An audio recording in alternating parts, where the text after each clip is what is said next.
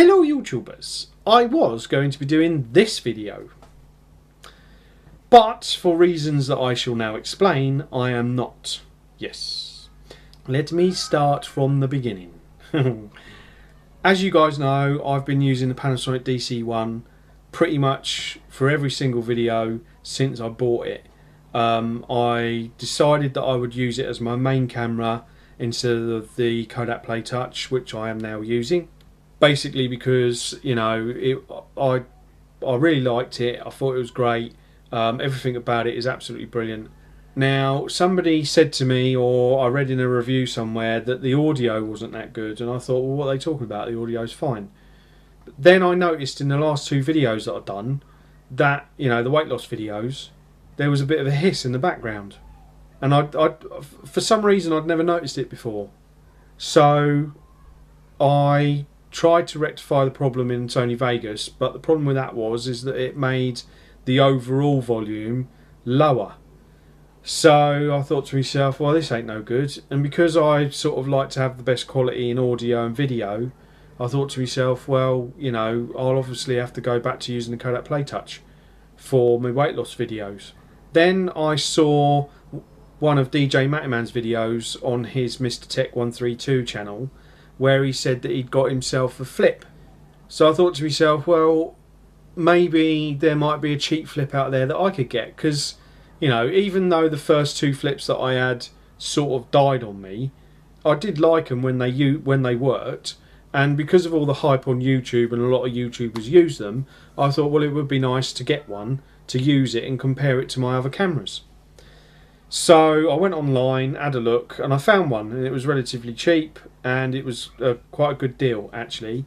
So I got it. Came today, done various different amounts of videos like you do, sort of saying about how I've got this new camera, etc, etc, to do as a proper YouTube video. Put it in my computer ready to edit it, and as I was listening to it, I could hear this high-pitched noise in the background. So I thought, well, maybe it's just that there's too much treble. So then, when my voice went higher, there was like this clicking noise, and it sounded like the mic was faulty. So I did loads of tests just to make sure, and in every single test it was the same, and I just thought, oh, flipping heck, not another one. So I phoned up the company that I got the flip from, and basically they said, well, we can either give you a refund or we can give you a replacement. And I thought to myself, well, if I get a replacement, it might end up being exactly the same. So I thought, oh no, I'm not going to do that. So basically, I've sort of arranged with this company to get a refund, which they're sorting out at the moment. So now I'm left after flip number 3 with no flip. Now obviously things are different now than they were when the Kodak had problems, because when the Kodak had problems I didn't have any other cameras, but now it's not so much of a problem because obviously I've got more than enough cameras to cover it. But I've got to admit, it is disappointing to have 3 cameras, each one having a fault, and me having to send them back and get a refund. It's, you know, it's just, you sort of think to yourself, what the blinking heck's going on? And then to top it all off, I've been doing this video, you know, redoing it like you do. You do about 3 or 4 takes when you do a YouTube video just to get it right.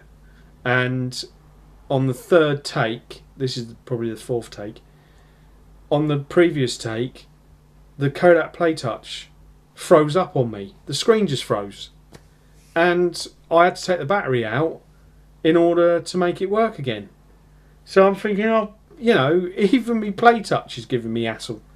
So I'm, you know, I'm flipping.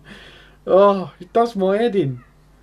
I mean, at one point I just thought I'll just sell all of my cameras and just get a proper HD camcorder, you know, a proper one. But the thing I like about these pocket HD camcorders is they're easy to set up, and you get more in your picture. It was one of the reasons why I got one, because you got more in the picture. I mean, obviously I don't know what proper HD camcorders are like now, but you know, yeah, that's another video for another time really. So yeah, now I'm left after flip number 3 nosing on me. Sort of quite disappointed, to be honest. I think I may have learnt my lesson as far as Pocket HD camcorders are concerned, and I think I'm going to stick with the Kodaks. I am still using the Panasonic. I sort of got thoughts on green screen videos that I might do later on. So I'll need the flip out screen for that. But I think as far as my weight loss videos are concerned, I'm going to go back to using the playtouch because of the external mic. As long as it, doesn't die on me.